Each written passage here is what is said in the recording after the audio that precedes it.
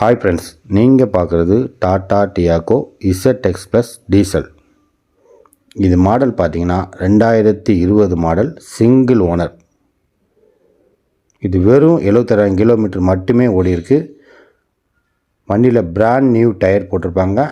Alloy வீலோடு உங்களுக்கு வந்துடும். Body condition மிக தெளிவாக இருக்கும். இன்ஜின் கண்டிஷன் சூப்பராக இருக்குங்க.